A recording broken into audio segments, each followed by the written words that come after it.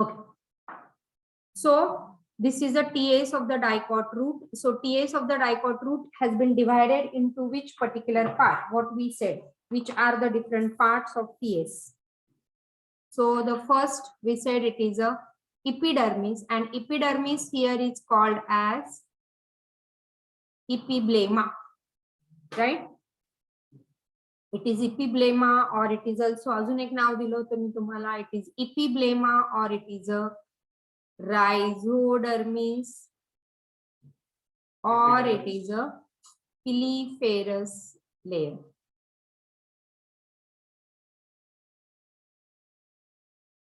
Or it is a piliferous layer.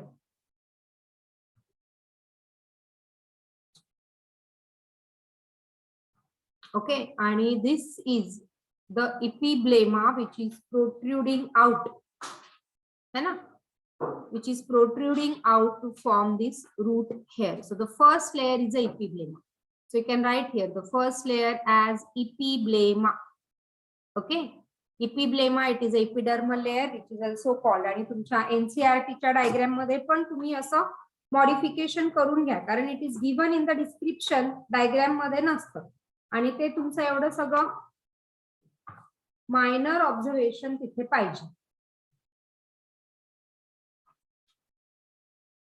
So on page number 91, no? Yes, so it is a epiblema, or it is a rhizodermis, or it is a pilifer layer, and this epidermis which is protruding out.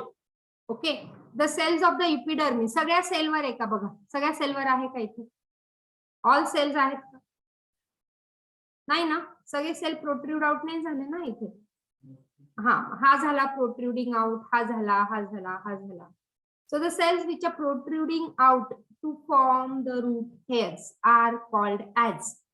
So हा जो sale आहे, this cell is called as a trichoblast cell. काल सांगितलं होतं का? ट्रायकोम वेगळा आणि ट्रायकोब्लास्ट. Blast म्हणजे some cells which is forming something. Okay. Yeah, the cells which are protruding out to form the root hairs, the cells of epidermis which are protruding out to form epidermis, or to form root hairs, are called as, these are called as trichoblast cell, right? These are called as trichoblast cell. आणि इथे एक महत्वाचा point इथे लिहून घ्या तुम्ही, hypodermis is absent in the root. तो hypodermis, आणि हा हायपोडर्मिस प्रेझेंट असतो स्टेम मध्ये. Hypodermis here is absent, and this is very very important.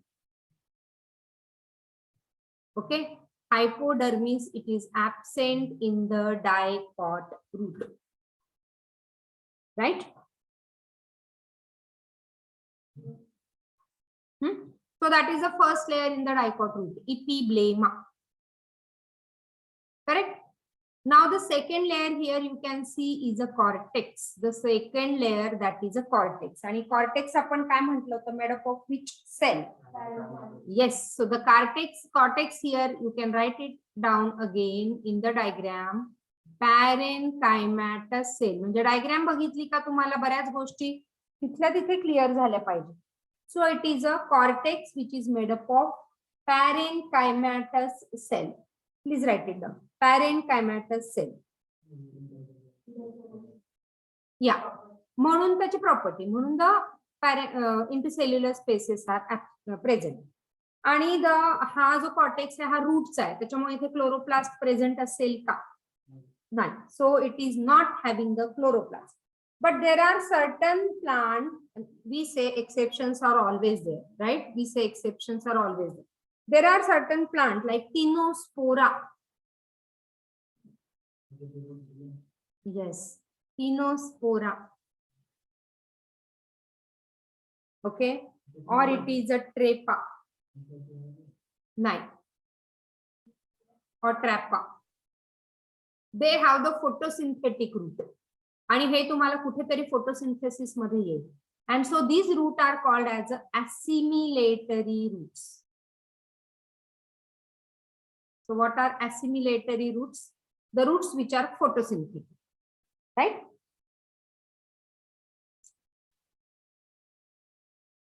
The roots which are photosynthetic is assimilatory roots.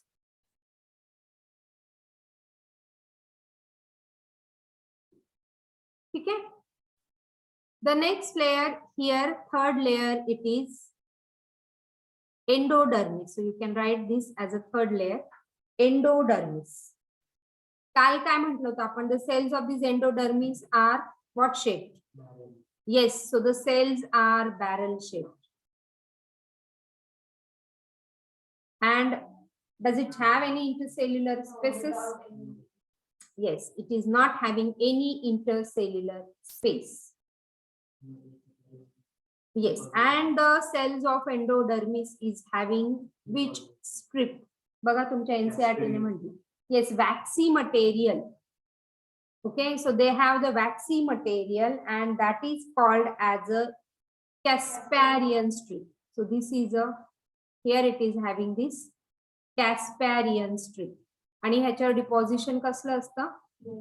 Suberin. So the waxy material Suberin has been deposited on this Casparian strip. Along with that, you can even find the lignin. पण तुमच्या NCERT ने Suberin majorly म्हटलं. So you remember Suberin only. Okay. आणि why Casparian strip? कारण हा scientist होता, Caspari scientist, Caspari scientist. And to honor that scientist, it is a Casparian strip. Okay. आता Casparian strip काय करेल? पाण्याला जाऊ देणार नाही. वॅक्सी मटेरियल आपण म्हणतो. सुबेरिन काय? Waxy material. ओके. पण मग पाणी कसं जाईल पुढे? इथून जर पाणी रूट हेअर्स पासून इथून पाणी येते ना आतमध्ये.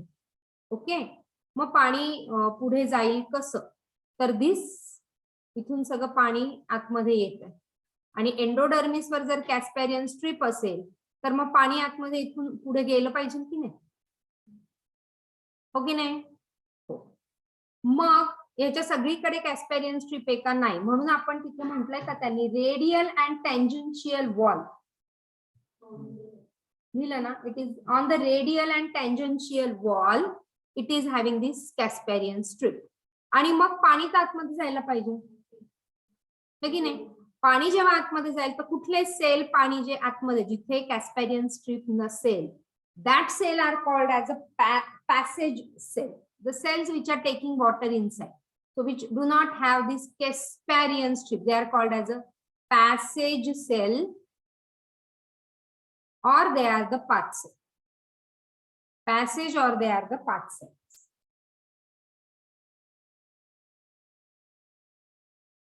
So the cells काय passage or path cell which are devoid of certain cells in endodermis which are in front of the protoxylem. या प्रोटोझायलेमच्या समोर जे म्हणजे इथे बघा प्रोटोझायलेम आहे याच्या समोर, इथे प्रोटोझायलेम आहे ह्याच्या समोर, इथे नाहीये कॅस्पेरियन स्ट्रिप. जिथे कॅस्पेरियन स्ट्रिप नाही हा तिथे असतील ते जे मग ते पाण्याला अलाउ करेल ना. पाणी तर जायला पाहिजे. सगळं पाणी जर थांबून ठेवलं तर कसं चालेल? तो पाणी जायला पाहिजे. म्हणून the cells they are called as a passage cells और path cells which are devoid of this Casparian strip. Okay. आणि मग ते काय करतील?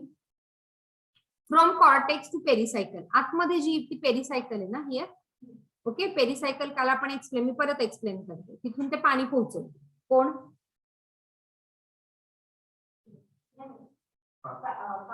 पाथ सेल और passage cell. Right. Intercellular spaces endodermis मध्ये आहेत का? नाही. Yes, they are without any intercellular space. Correct. Now the next layer is a pericycle. So this you can see here, this is a fourth layer. It is a pericycle. Okay. Pericycle एका दोन लेयरची आहे. Endodermis एकाच लेयरची. So it is a uni layer, not unicellular. It is unilayered. आणि epidermis पण युनिलेयर और it is अ युनिसेरिएट असं पण म्हणतात त्याला. युनिलेयर और इट इज अ युनिसेरिएट. एकच सिक्वेन्स मध्ये, एकाच लेयर मध्ये. सो पेरिसायकल पण काय, एंडोडर्मिस पण युनिलेयर और युनिसेरिएट. डायग्राम मध्ये लिहित चला, महत्वाचं आहे हे सगळं, किंवा कुठेतरी मेन्शन करा. पेरिसायकल युनि सिंगल लेयर आहे का? It is a single or sometime maybe few layer. So you remember it is a few layer and made up of कुठले cell? Yes, it is again the parenchymatous cell. आणि महत्वाचं काय होतं, आपण लिहिलं होतं का काय? कोणचे कंपॅनियन?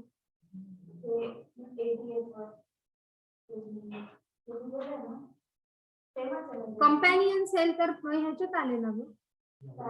हा, कुठे म्हणते तू?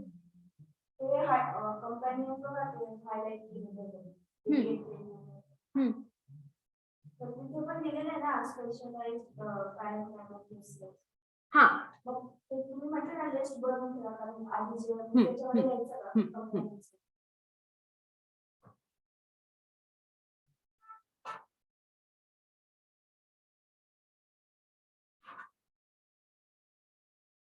राइट. हे कळतं. Pericycle. Okay, so pericycle is a few layer and it is a parenchymatous cell. Pericycle पासून काय अराइज होता? सो जे लॅटरल रूट्स प्लांट मध्ये येणार आहे, हो की नाही, लॅटरल रूट्स जे येणार आहेत, that will arise from this pericycle.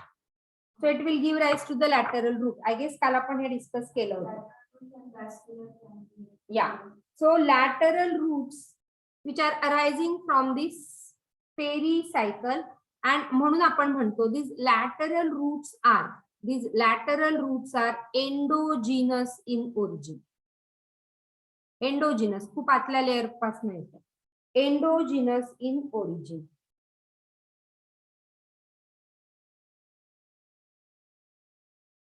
Okay, they are endogenous in origin.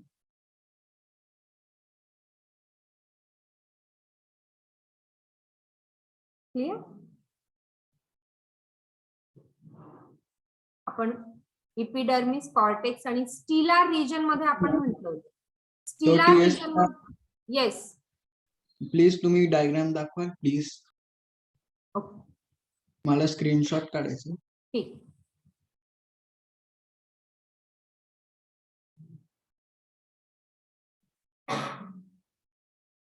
अजून मी काय ऍडिशन करते एक्सप्लेन झाल्यावर, सो परत एकदा तुला काढायला लागेल. ओके, नाव इथेच Yes. ऍडिशन करून टाकते. चल ठीक आहे. So if you are taking a screenshot, ठीक आहे, चलो. ओके, नाव सी, आपण व्हॅस्क्युलर बंडल म्हणजे आता हा जो रिजन आहे, स्टिलार रिजन मध्ये आपण काल काय काय म्हटलं होतं बघा बरं. स्टील, तो स्टील इन्क्लूड व्हॉट, आपण एनसीईआरटी मध्ये पण त्याला हायलाइट, आणि तिथेच आपला क्लास संपला होता. So all the tissue inside the endodermis, म्हणजे या एंडोडर्मिसच्या आतमधल्या जेवढ्या पण टिश्यूज आहेत इथल्या आतमधल्या, these are called as a steel. Okay, so this is a steel. मग काय काय येतं त्याच्या आतमध्ये बघा. पेरिसायकल आहे, व्हॅस्क्युलर बंडल्स आहेत, कॉन्जक्टिव्ह टिश्यू, पिथ किंवा मेड्युलरी रेज, हे सगळं काय झालं, दीज आर द स्टील. हा स्टील रिजन झाला. ओके, मग आता if I talk about the vascular bundle, तो स्टील रिजन आपण काल केलं होतं आणि तिथे आपलं बहुतेक संपलं होतं. So pericycle, vascular bundle, conjunctive tissue, pith and medulla. So now you understood what is a pericycle. Pericycle is inside to endodermis. Okay, few layer, parenchymatous. Okay, parenchymatous is the precursor of all other tissue. कुठले other tissue आपण explain केलं होतं. Simple tissues आहेत ह्या की complex tissues आहेत.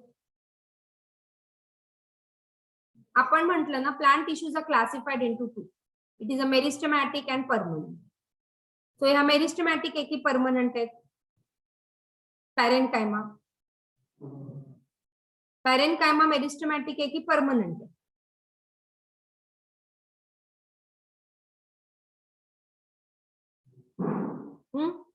Permanent permanent आहेत simple ना, तर परमनंट इश्यूज आहेत की नाही? येस बघा ना ma'am. Classification, go back and check in your notebook. एक आठवडा आपण केलं नाही की लगेच विसरायचं, हो की नाही? परमनंट आहेत. Permanent is classified into two again. कुठल्या? Simple permanent and complex permanent. So या सिंपल आहे की कॉम्प्लेक्स आहे? Simple is made up of only one kind of cell. These are more than one kind of cell. हो की नाही? मग ह्याच्यामध्ये काय बघितलं आपण? पॅरेन्कायमा, कलेन्कायमा and स्क्लेरेन्कायमा.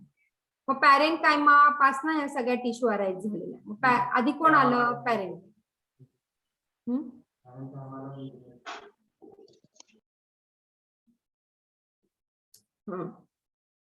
So it is a precursor of all other tissue.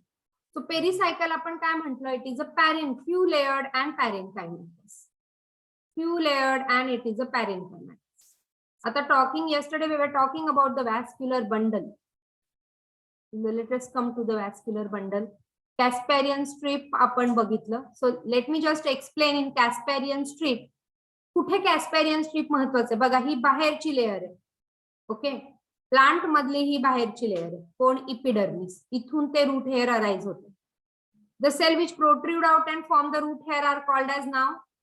We said it is called as trichome. पक्का? Route hair आहे ना ट्रायकोम. ट्रायकोम कुठे आहेत? स्टेमचे हेअर्स आर ट्रायकोम. ओके, काय लिहिलं तुम्ही? बघा बरं.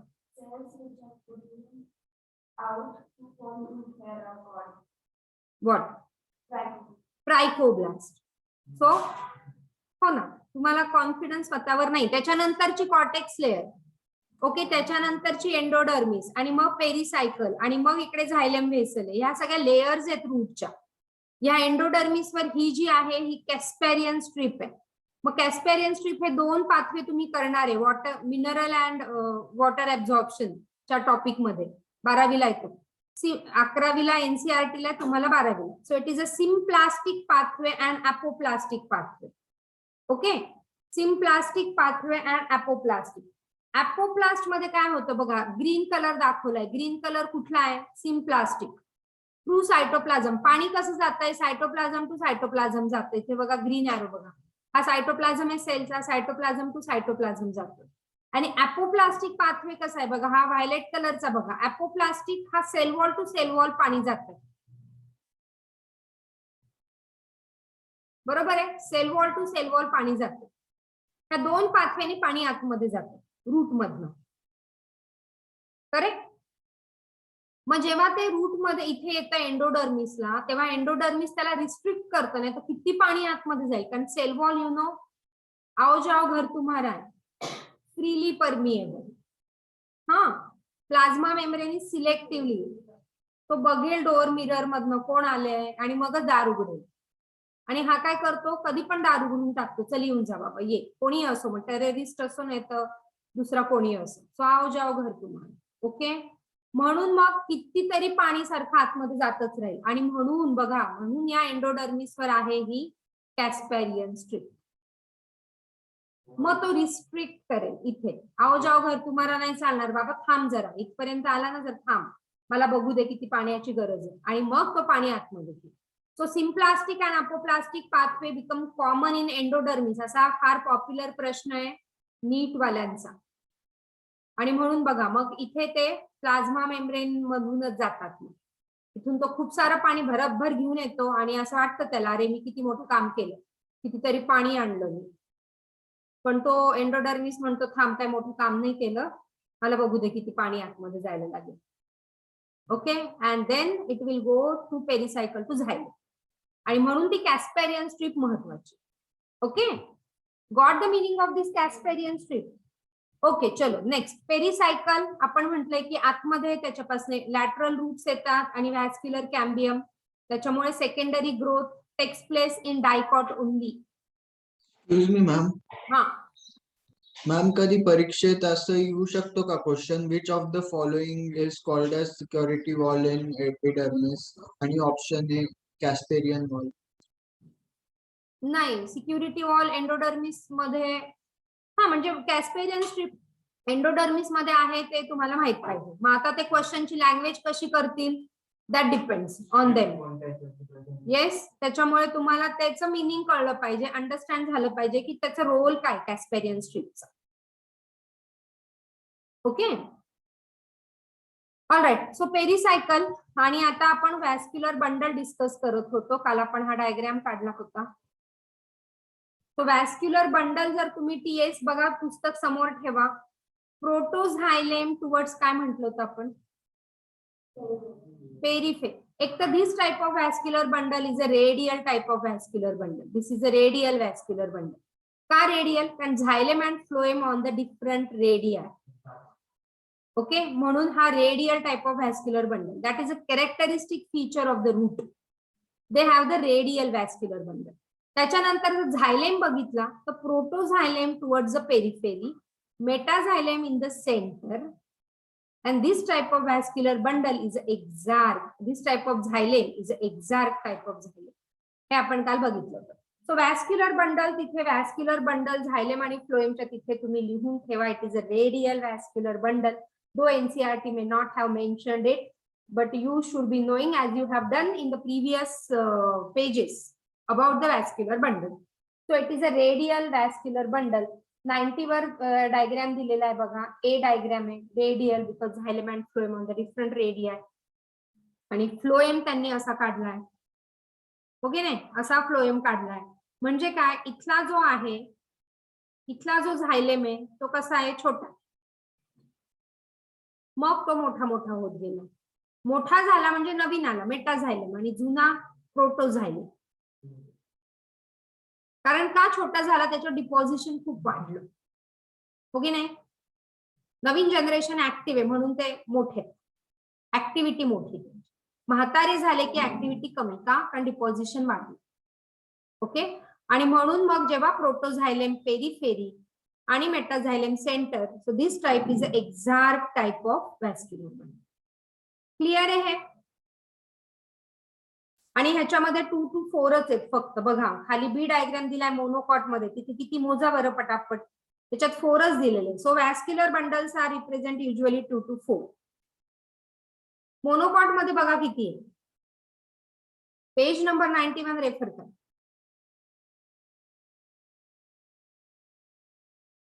किती दिसत आहे?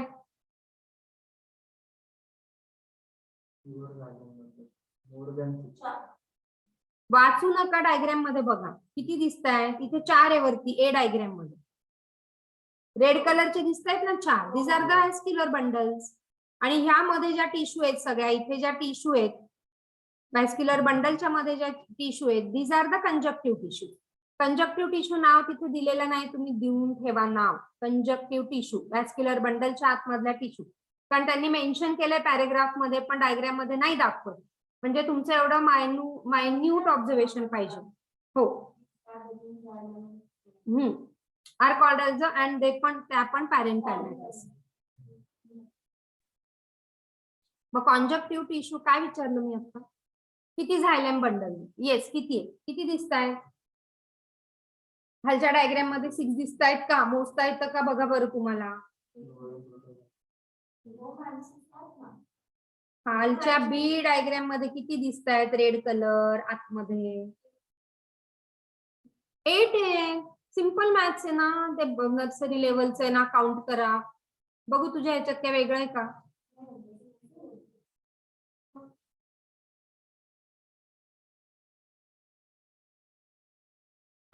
कोण आहे बघ, 1 2 3 4 5 6 7 8. आणि ह्या किती आहे? 1 2 3 4. मग जास्त कशामध्ये? Yes. So monocot is having the more xylem and phloem. So more vascular bundles are in monocot as compared to dicot. Online वाल्यांना कळतंय का मी काय म्हणतेय? रेड कलर जे आहे आतमध्ये, जे व्हायलेट कलर मध्ये रेड कलर दाखवले, this are the xylem bundle, vascular bundles. So किती येते जास्त आहे कशामध्ये मोनोकॉट मध्ये. So we generally say vascular bundles are more than 6 in monocot and it is generally 2 to 4 in case of dicot. Is that clear? The next layer, vascular bundle. Is that clear? Okay. इथल्या phloem अजून एक लक्षात ठेवा, झायलेम मध्ये when the cells are dying, okay, they form the cavity and that cavity is a water cavity. हे नसेल दिलं ह्यांनी, water cavity or lysogenous cavity. बघू आपण दिलं नाही दिलं, चल लिहून ठेव. Okay,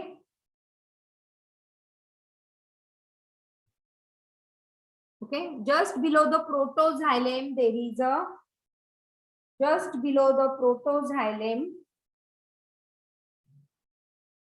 occurs a water cavity. Which is called as a lysogenous cavity. Lysogenous cells तिथले काय मरता आणि ते पाणी धरून ठेवतात त्या कॅव्हिटी मध्ये. ओके, तो किंवा सेल एकमेकांपासून लांब जातात जसं त्याची वाढ होते, सेकंडरी ग्रोथ मध्ये जातात सेल एकमेकांपासून लांब जातात आणि तिथे कॅव्हिटी तयार. That cavity is a lysigenous. ठीक आहे. फ्लोएम मध्ये इथल्या लक्षात ठेवा, in the phloem there is no phloem parenchyma. Okay, yes, phloem parenchyma is absent. हे महत्वाचं करा, नंतर आपण बघू. आता मोनोकॉटचं बघू आणि मग बघू आपण. सो फ्लोएम मध्ये फ्लोएम पॅरेन्काइमा इज ऍब्सेंट. ठीक आहे.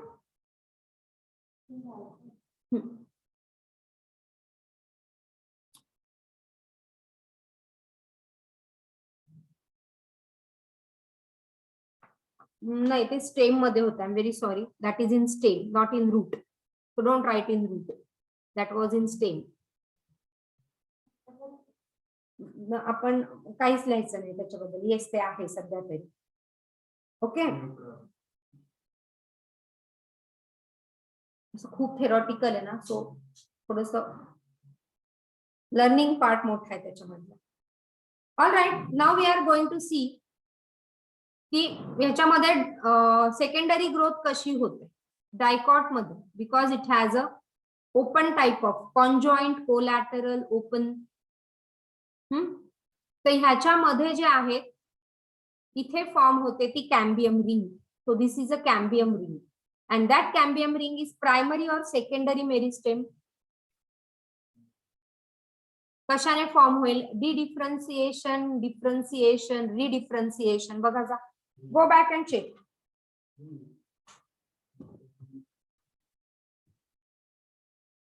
काय विचारलं मी, कळलं का?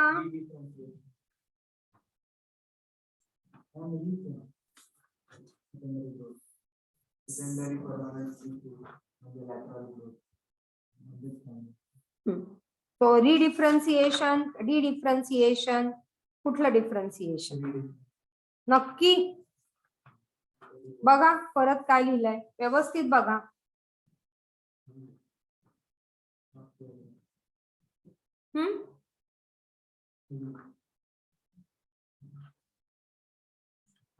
काय विचारलं मी, कळलंय का सगळ्यांना?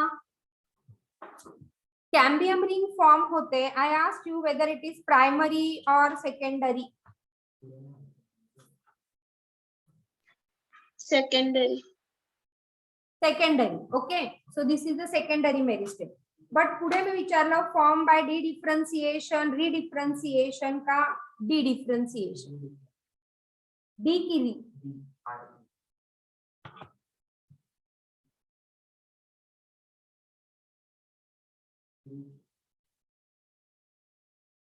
Secondary meristem.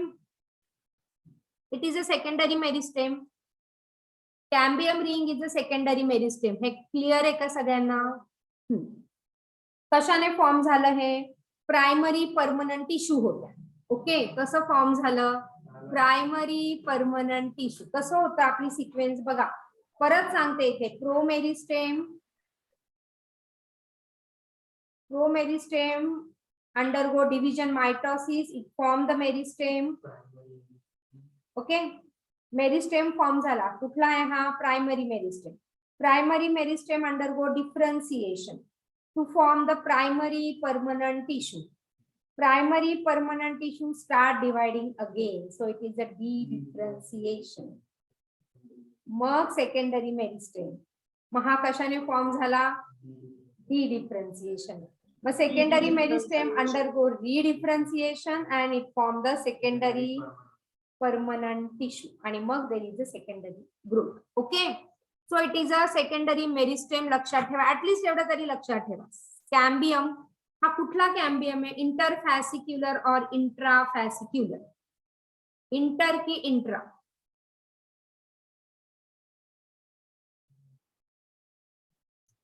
दोन व्हॅस्क्युलर बंडल मधला आहे ना, एका सेम व्हॅस्क्युलर बंडल मध्ये असेल तर तो इंट्रा स्कूल कॉम्पिटिशन काय असते?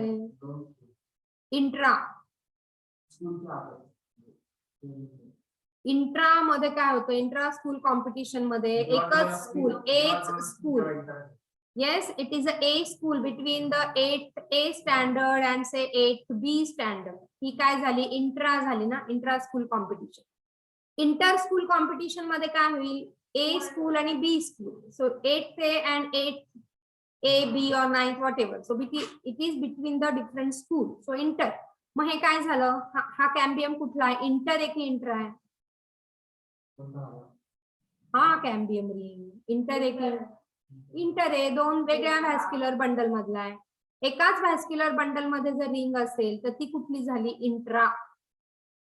इंट्रा काय होईल मग? प्रायमरी इन ओरिजिन आणि inter is a secondary meristem. लक्षात ठेवा, inter is a secondary meristem, intra is a primary meristem. Is that clear to you everybody? Yes, ma'am. So this is the inter, so secondary meristem. Okay, chalo, let us study now the TS of monocot root. TS of monocot root is similar. आता differences काय काय बघा. इकडे पण route hair आहे, इकडे पण route hair आहे, इकडे पण एपिब्लेमा आहे, इकडे पण आहे. चला, पीथ जो आहे, पीथ म्हणजे ही मधली कॅव्हिटी. आता इथला पीथ बघा, किंवा पुढे मी डायग्राम टाकला असेल.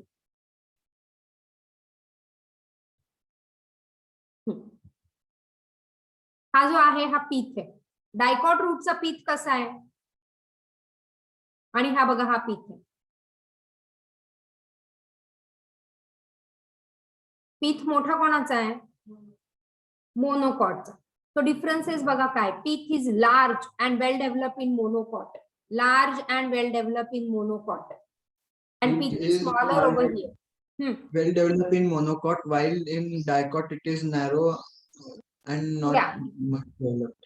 Yeah, it is small, less developed or inconspicuous or maybe absent.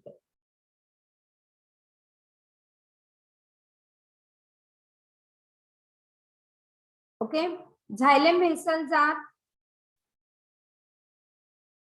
more, vascular bundles are more, you know that. आपण काउंट केले ते.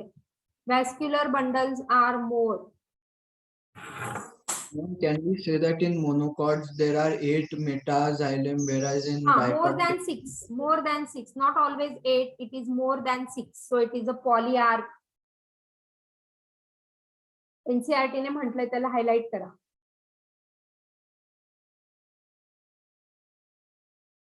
आणि बाकी सगळं जवळपास same. Okay, it has epidermis, cortex, endodermis, pericycle, vascular bundle and pith.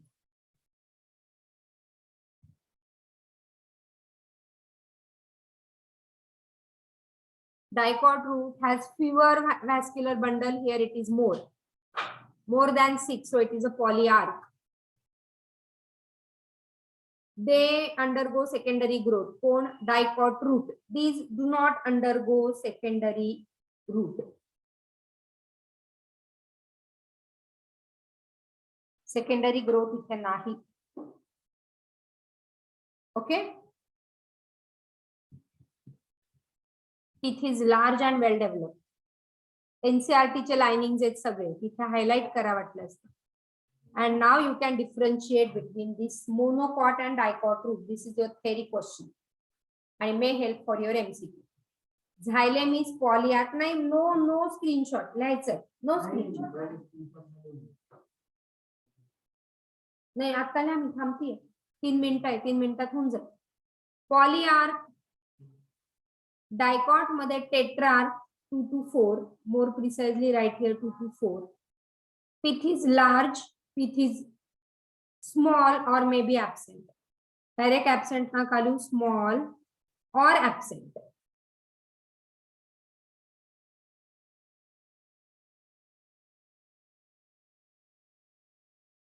Okay. Metaxylem are generally circular in cross section. Metaxylem is polygonal in cross section.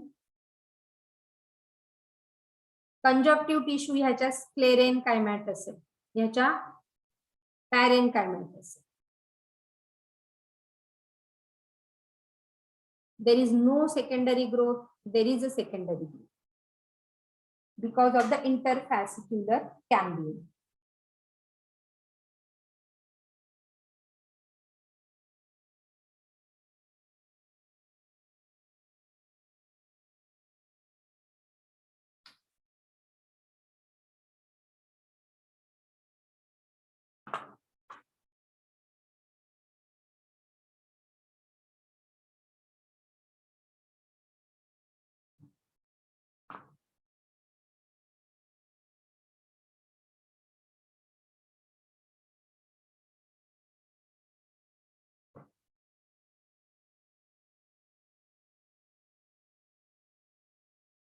तुम्हाला दिसतंय ना क्लिअर तिकडे त्याच्यावरचं?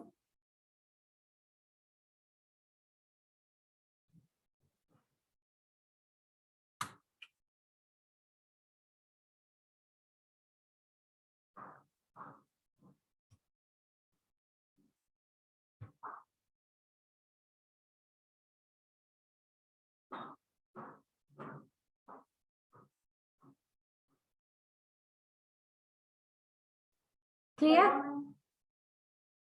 नाही खा खा, आज मी माझं ब्रेकफास्ट घेऊन आले. तिला दे, ती काहीच खात नाही.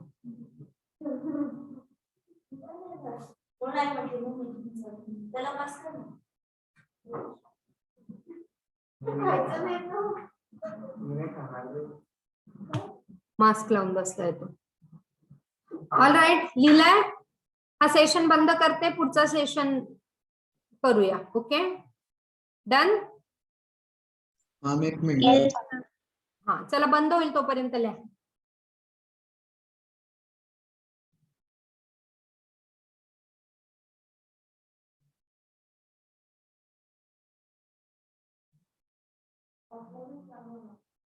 माझं कधीची इच्छा होती ऑफलाईनची, पण मग आता कसं बाबा उठायला लागला लवकर, लेट होतं त्याला, 11:30 वाजून जातात.